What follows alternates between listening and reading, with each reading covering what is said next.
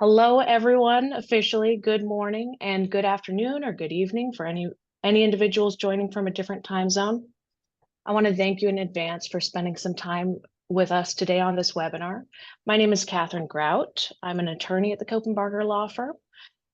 I practice in our business and tax department, and it's my pleasure to speak to you briefly. I'm going to introduce some facts about the firm, and then introduce our speaker today, Sunny Boren, before we kick off our content. And just as a note during this webinar, if you have any questions that come up, please feel free to enter them in the chat. We're going to be monitoring the chat, and then if we have time, we'll answer some of those questions. If they are too specific, or if we don't have time to answer some of our chat questions, we will follow up with you after this webinar. Now, I know many of you attend our webinars regularly, so this may be old news, but for those of you that haven't seen us in a while, we have added a couple new faces in the past year or two, myself included. We have quite a large team of attorneys, and one great benefit of working with Copenbarger is this holistic wealth, tax, and business planning that we provide to our families. The attorneys here not only focus on estate planning, but they also focus on more advanced planning, tax advice. Our business and tax team is here to help you whether you have an operating business or you have any rental properties you need to put into an LLC. We also have an estate administration department that can guide you whether you're concerned with how your loved ones will manage your estate when you pass, or if you're managing the estate of a past loved one today. Our estate administration team is here to help you navigate this. And then we also have estate litigation department. In the planning process, we always try to help families stay out of court, of course, but sometimes and litigation is just unavoidable. And so we have a litigation team to help you through that process as well. So the good news is that with Copenbarger, you can get that whole approach to your estate planning needs with a wide variety of legal services. So of course, I want to first, we could not provide this level of service that we do and this level of care without our incredible staff here. This represents not only our attorneys, but also paralegals, legal assistants, all of our administration staff, everyone who keeps this ship afloat and keeps everything running and make sure that we can serve as many clients as we do for so long. The people pictured here help make sure that you get your questions answered in a timely manner, and they also make sure that you are provided assistance as efficiently as possible. And another benefit to working with Copenbarger is that we have offices all over the state of California. So the great news is that most of our clients are going to be fairly close to one of our in-person locations. Now, if you're still outside of that region, we can do Zoom. We can set up a call remotely. We have a variety of ways that we can accommodate your specific needs and preferences. And we can also do remote communication and legal services for our clients that are out of state as well. Now, before we get too far here, I want to introduce our speaker today, our own tax and advanced planning attorney, Sunny Boren. Now, Sunny brings a wealth of expertise. She utilizes her CPA background in tax law expertise, focusing on estate planning strategies like irrevocable trusts and other gifting strategies. We're going to learn a lot about some of those strategies today, all of which help you to minimize your estate taxes and leverage your charitable deductions. So I'm thrilled to have her talk with us. There's some hot off the press news that she'll present today as well. So we're all very lucky to have her speak to us more. Go ahead, Sunny, take it away. Good morning, everyone. I'm happy to be telling you about some very valuable information today. But first, we're going to start with a quote. It's not how much money you make, but how much money you keep, how hard it works for you, and how many generations you keep it for. Particularly, I'm here to help with the latter phrase. So, our agenda for today is a bit about the current gift and estate tax law, the exemption reduction coming up, at least at the end of 2025, our tax planning solutions, and how we can help you. Current gift and estate tax law. And as it says, it's a great time to make gifts. So the federal estate and gift tax for 2024, you guys know that gift tax applies to transfers made during your life, but certain gifts are excluded from the gift tax, which are the currently $18,000 per person annual exclusion, that is per person per donee. So for 2 parents and 2 children, it adds up to $72,000. So it's something that'll probably cover small insurance premiums. And then no spousal or charitable gifts are included in either gift or estate tax calculations. So for right now, the combined gift and estate tax exemption is $13.6 million per person, and double that, or $27.22 million per couple. We assume that most of you with very eager interest today might have over 30 million plus, because you can save the most. But I want to emphasize that those with less should consider gifting now for several reasons. The exemption could decrease to even less than 7 million per couple, but we will see. Treasury has also proposed something very scary, and that is a capital gains taxation upon death. Trying to move our pictures here so I can see the text. I might not be able to do that. So I'm gonna punt. So that's a scary thing, because that means at your death, all appreciation in your assets would be taxed. But it's been suggested before, and I don't know that it has any greater chance now, unless the trifecta does happen and Democrats are elected at all levels. So that meaning just president and both houses of Congress.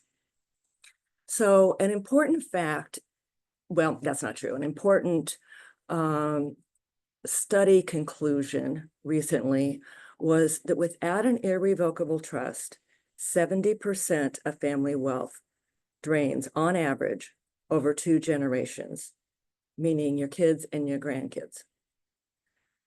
And if you've got a lot now, that's a scary thing to think about, because I know you want to benefit them for their lifetimes. And then over 90% drains within 3 generations. So just something, these are things to keep in mind as you consider doing some of this gifting now, even if you technically don't have to. Under current law, effective now, the exemption rounds to 27 million per couple. I'm going to use that number.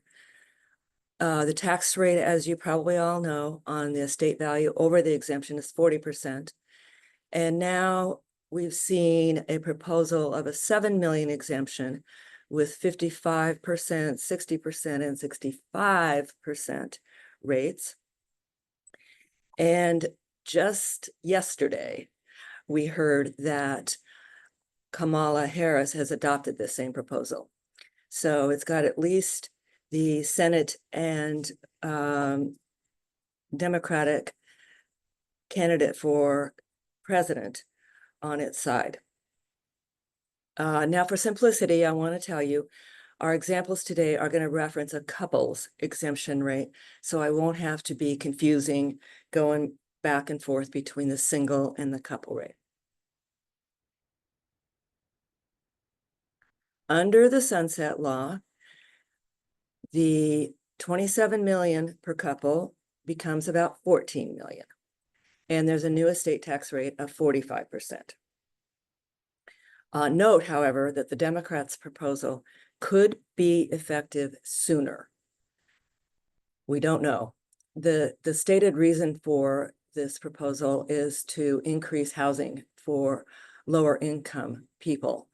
And they're stating that that's a pretty dire need. So I don't know how that will pan out. And I meant to tell you that what happens is the exemption resets or sunsets on midnight of 12/31/2025. That's how a lot of law changes come about. So for a couple with an estate greater than 27 million, the great results that can occur is one spouse's gifting of that whole 27 million exemption now saves almost $11 million in tax.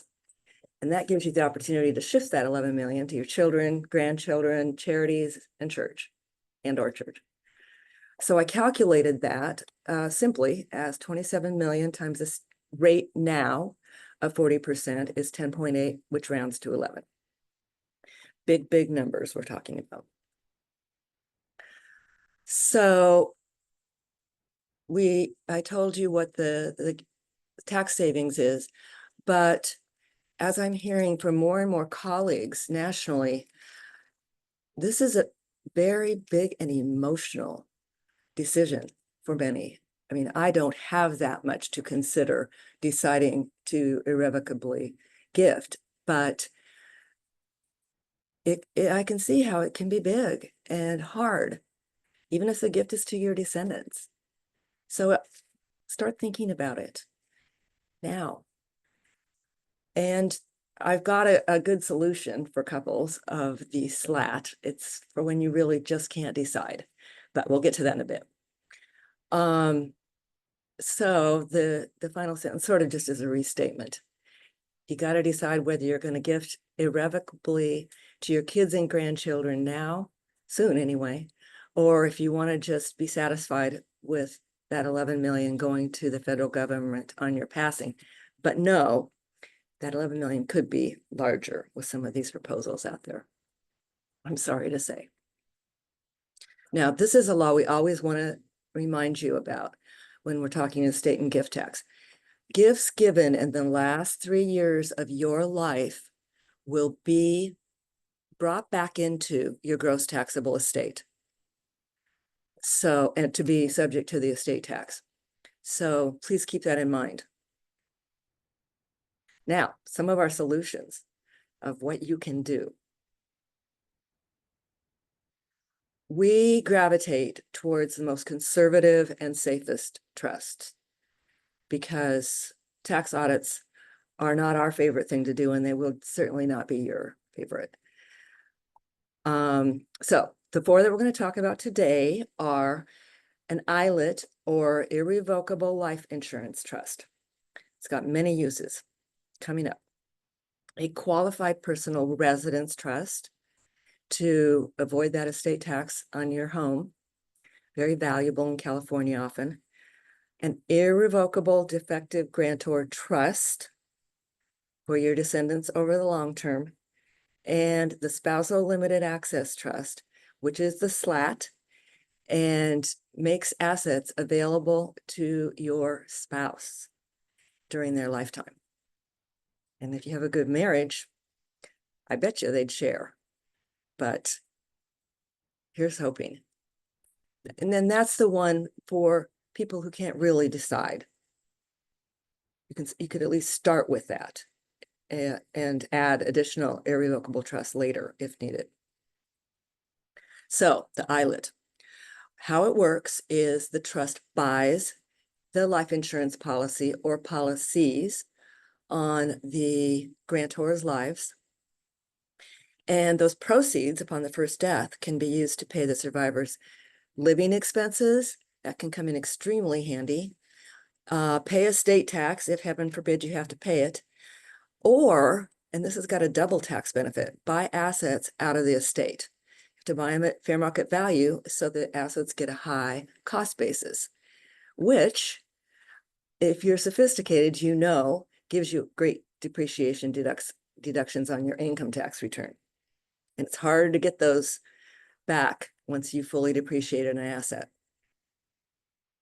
So moving on, the qualified personal residence trust can be very effective for us in California and expensive residences everywhere.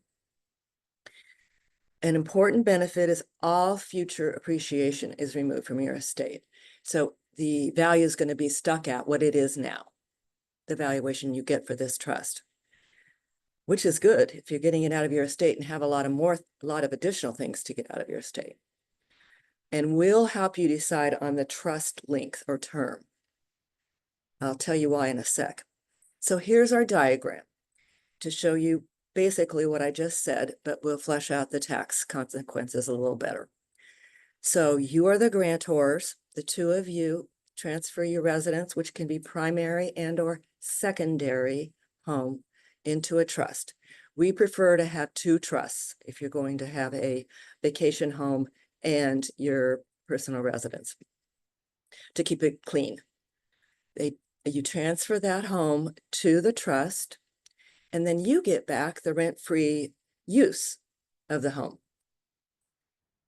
During the term, though, there's one complication.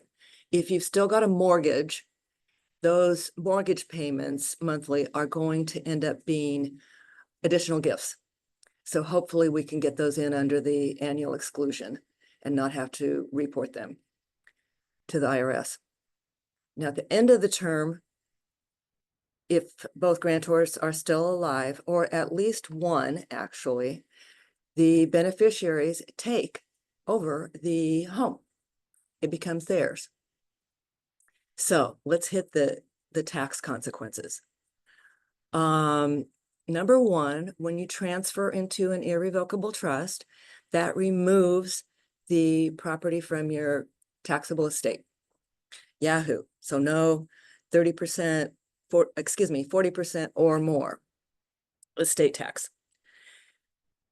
Now, the other one I want to deal with is other tax consequence is that the beneficiaries are going to take an income tax basis that's carryover. It's the same as yours. We don't have any step up to fair market value with this trust. And then the bad news is if both grantors pass away during the trust term, the home is going to revert to the taxable estate of the second to die. And that's bad news. So we have to really talk and think about what term to use. And we've done a lot of these, so we have sophisticated ideas, but you cannot estimate for sure, obviously, when you're going to pass away. So that's a bit of a risk, because if the home reverts, that means to your estate, that means the trust was not very valuable. But we prevent it in almost all cases, if the clients are reasonable with their trust term. Now, the most common trust is the intentionally defective grantor trust, or IDGIT. That is proposed for elimination, but we will see what happens.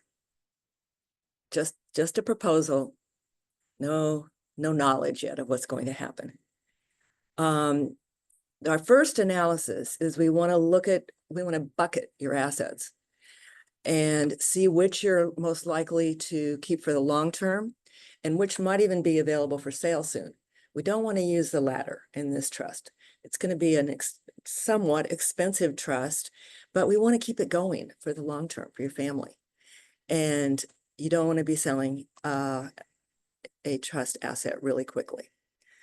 Now, if you want a discount on the gift value, you can probably get 30% or so.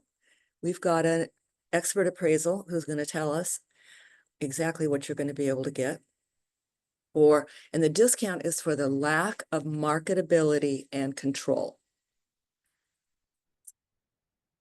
because the gifted asset cannot be controlled by the donees.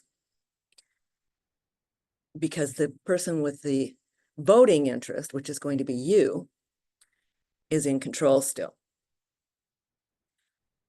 So, and I got a little ahead of myself, but if you make an irrevocable gift to the trust, often that's going to be of non-voting LLC interests.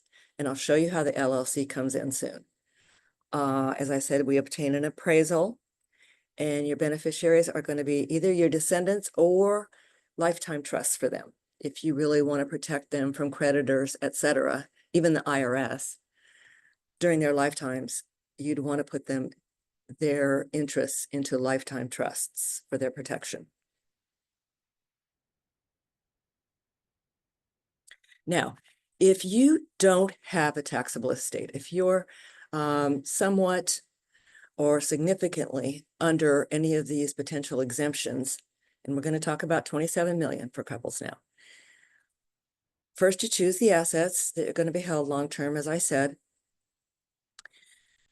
And for securities, if you want to gift them, it's for market traded securities, it's hard to get a discount. Unlikely to be able to do that. It's more partnership interests and LLC interests that could get a discount, any kind of sizable discount at all, when it's gifted. And for California real properties, we want to point out that there's a property tax concern here.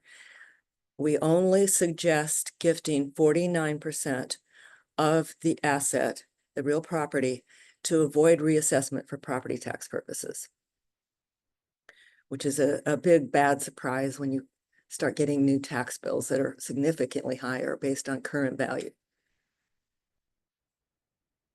And then step 2, the transfers occur to the trust from you. Now, the irrevocable trust we're talking about here could be either a joint idjit or a slat.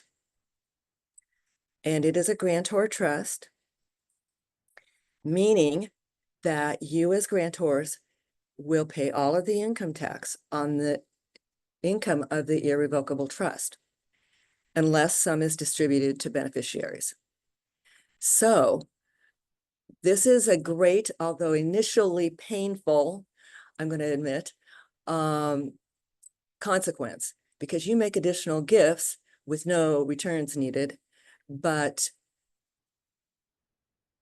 and you make them at your rates, not the high trust rates.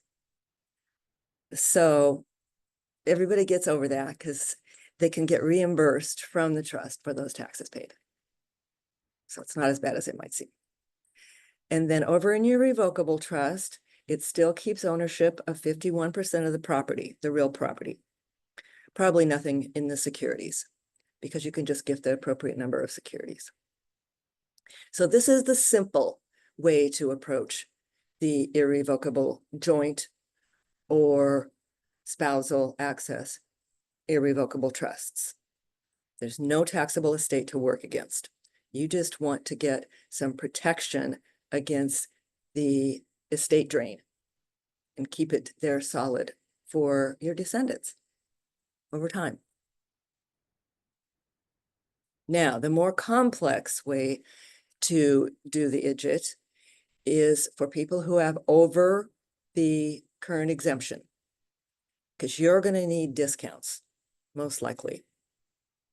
So way at the beginning on the left, you're going to think about any real property, investment real property that earns income currently that you might want to give, not generally a primary residence of yours, and then select securities, perhaps highly appreciated securities, out of your portfolio for potential gifting.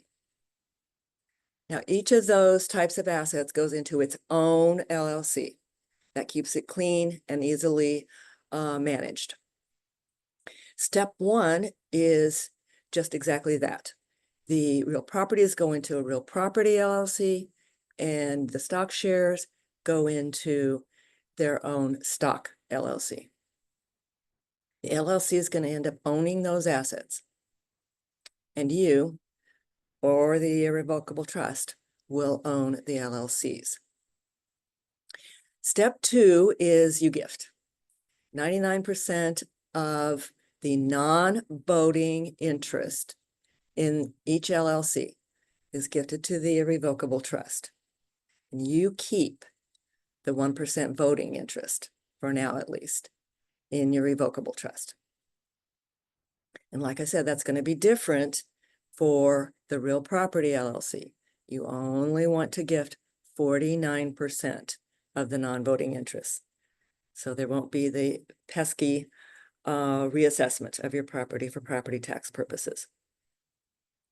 Now, while we're here, I really want to emphasize something about LLCs. They are very useful in protecting you now and your trustee from liabilities arising from the property. Slip and falls to tax issues, the taxing authority claiming that additional tax is due. If you've really well maintained that LLC on time, it can be a very, very protective entity for you. So now to go back up and look at the cash flow arrows, 99% of the LLC for stock is going to flow to the irrevocable trust. 49% for a real property LLC is going to flow to the irrevocable trust. And 1% of the LLC net cash flow is going to flow to your revocable trust, i.e. you, for the stock, and more to the irrevocable trust. Which the description there again states that this trust can be for either an IDGIT or the spousal lifetime access trust, which is a tweak of the IDGIT.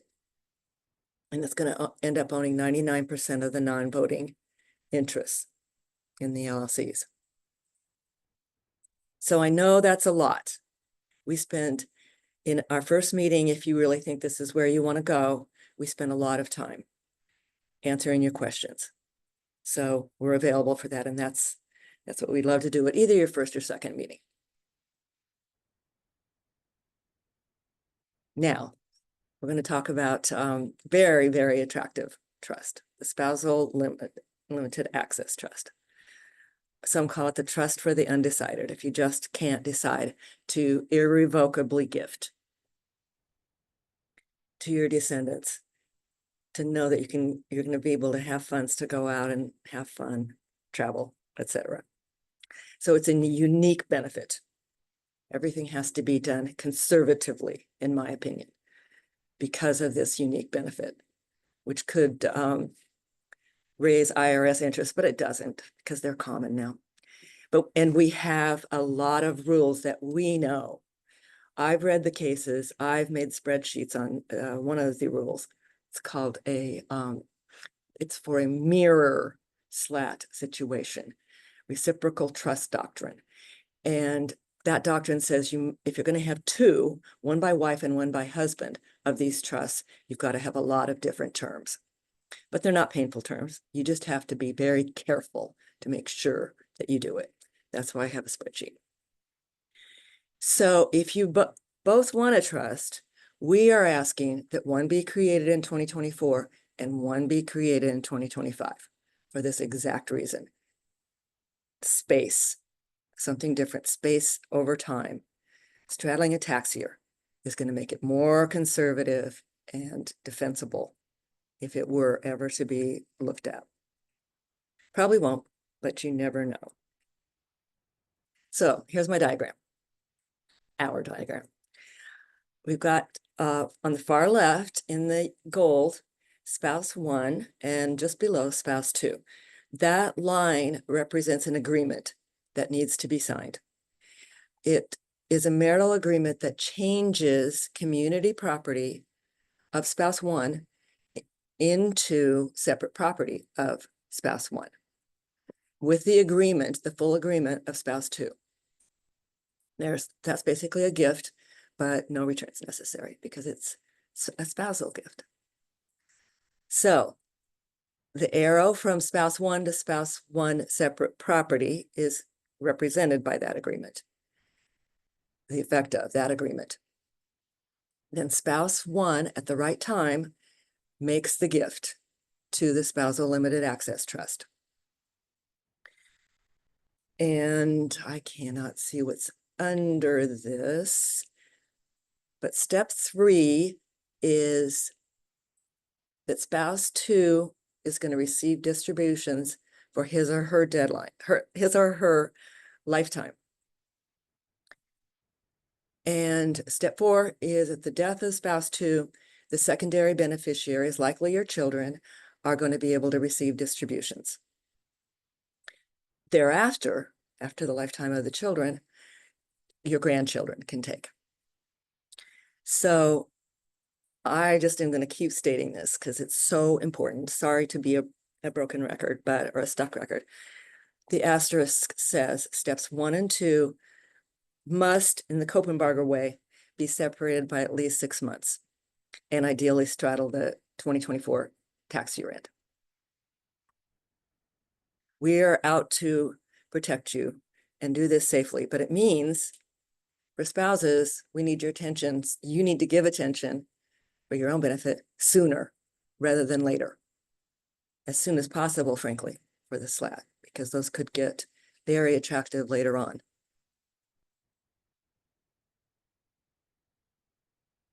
Both the IDGIT and the SLAT are powerhouses for tax savings, including sizable discounts if you use the LLC or LLCs. We suggest that you hire attorneys who've done all their homework.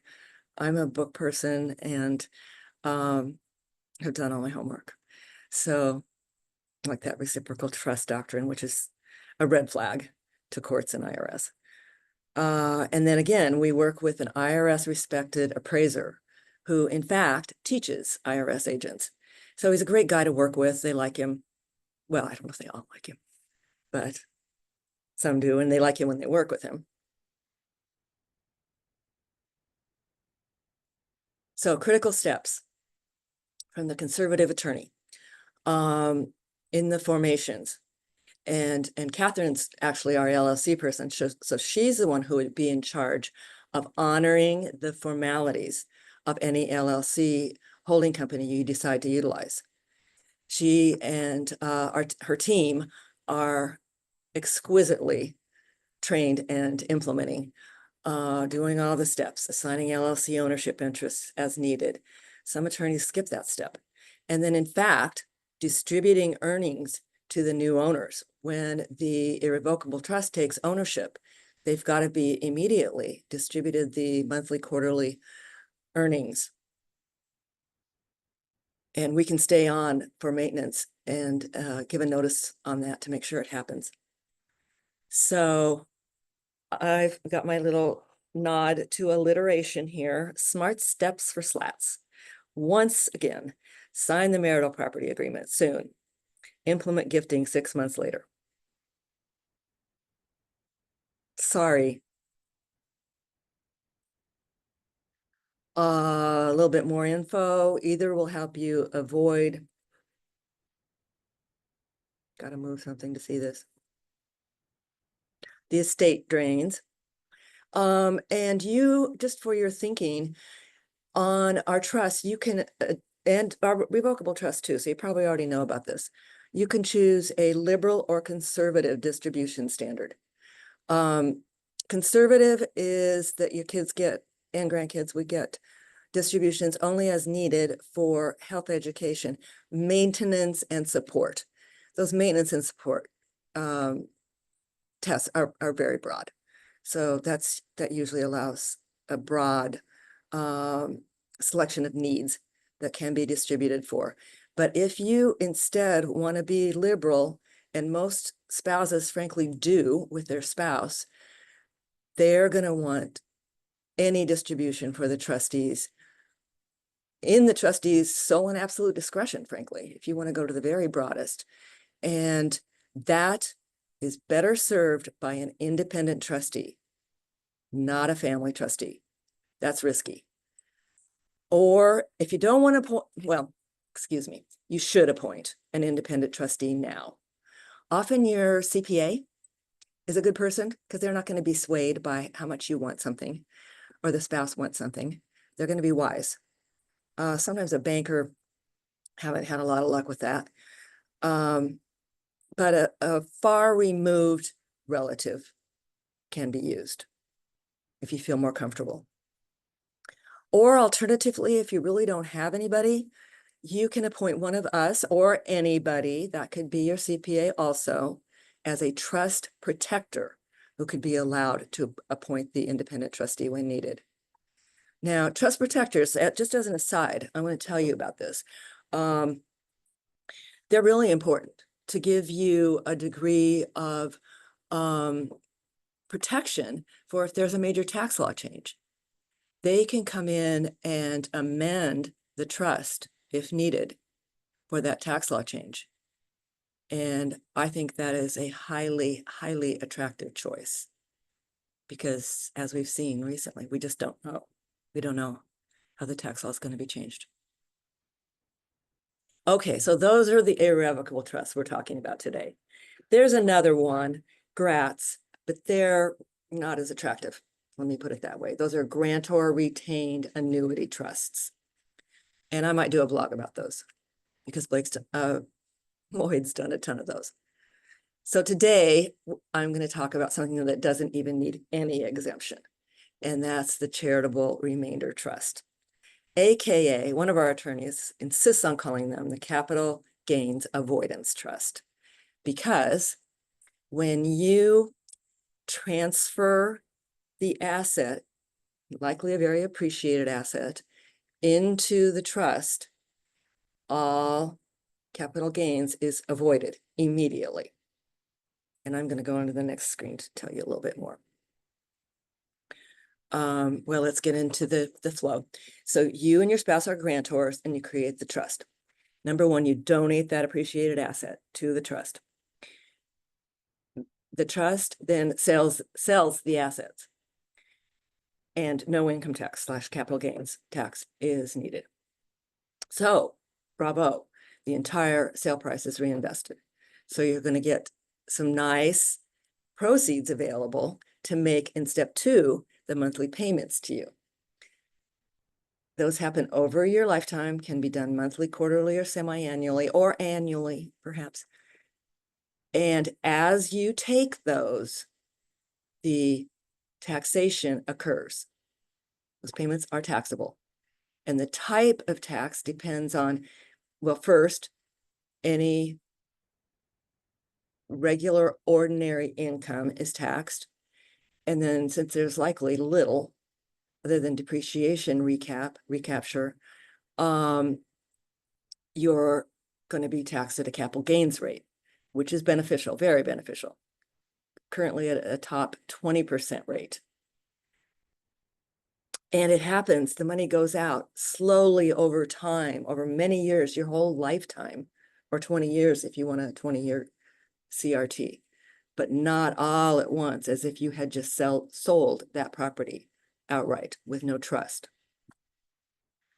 So step 3, at the second death, the remaining value in the CRUT or CRT goes to the charities that you named.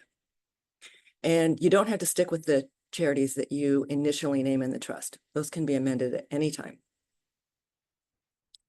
So the other extremely important tax benefit is that you get a charitable donation deduction on your 1040, 540 for the value of the asset. But that's limited to a percentage of your AGI because you can't wipe out all of your income. AGI is adjusted gross income. Usually 30% if you've named public charities or churches as your beneficiaries. But you get that for not just the year of the gifting, but for the next 5 years if you need it. So it's a really great income tax benefit. And I'm going to state those once again here. Total of 6 years. So I say huge donor benefits because it is the charitable giving solution that we do, so the conservative ones, that allows all these benefits. It's just awesome. Again, the charitable donation deduction and the intangible benefit of helping a public charity or your church. It feels good to do that. And then you get to keep your income stream for life. So it's just another great retirement asset for you. So we've got another motorcycle picture to tell you that Lloyd and I hope to hear from some of you soon, sooner rather than later, for those who really have a need for some protections. And as you know, it's important to use this exemption while it's available. And in the most conservative manner, in my opinion, available. Not some of the risky things. Remember, you get what you pay for. If somebody's offering real low quotes, beware, is my view. And then, of course, my old battle cry, hopefully you begin your work in 2024, and the second or third quarter of 2025 would be the second step for a SLAT.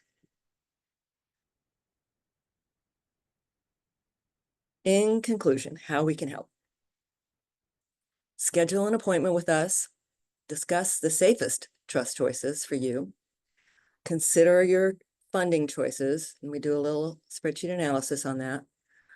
Review these diagrams to see how your cash flow would work post gifting.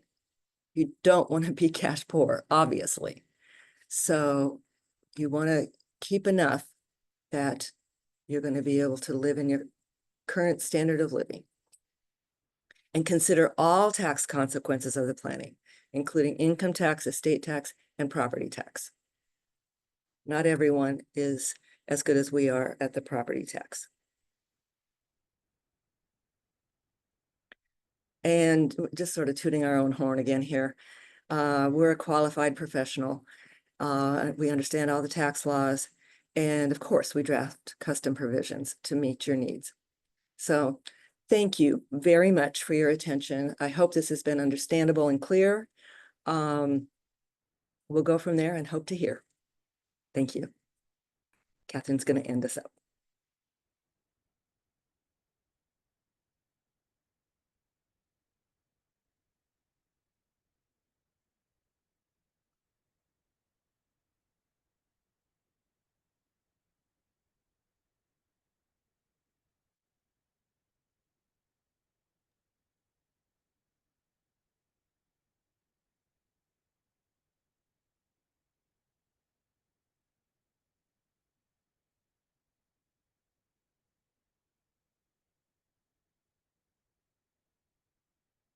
Thank you, Sunny. Can you hear me okay now? Yes, great. Great, great. I'm just going to close this out here. That was a lot of great wealth preservation strategies and options to accommodate many different families, planning needs and goals. A lot of information today, but one key consideration that I also heard from you, Sunny, was that, you know, your needs and goals are going to be unique to you. Yes. So if you're considering any of these wealth preservation strategies, we really cannot strongly suggest more that you start the conversation with us so that we can examine your whole situation and provide solutions that are based on your unique situation. And with all these likely legislative changes potentially on the horizon, I also can't state this enough. Start your planning today. Take advantage of these solutions while you have them, while you can. So why Copenbarger? We have more than, I mean, you've probably worked with us in the past. We have more than 45 years of experience serving clients and counting. We have attorneys trained in multiple areas: litigation, estate planning, and state administration, business, and not to mention we're all over the state of California. We can also serve clients that are outside of the state of California. So that diverse skill set that we're bringing to the table is really the value that you're going to get to, and the care that you're going to get with your unique situation. So I wanted to close out. In the chat, you'll see that there's a link that we've populated there for a digital evaluation. Please, my one request from you today, please provide us feedback, good or bad. We want to hear what you have to say. All of that feedback we're going to take into account. We're going to serve you better, make these presentations stronger, more digestible, geared towards you. We'll take in that feedback and adjust accordingly. Yep. If you're trying to get in contact with us, we have our number here listed. You can also email us at info@copenbarger.com. It's our general email, and that's our general phone line. You can also visit our website at copenbarger.com.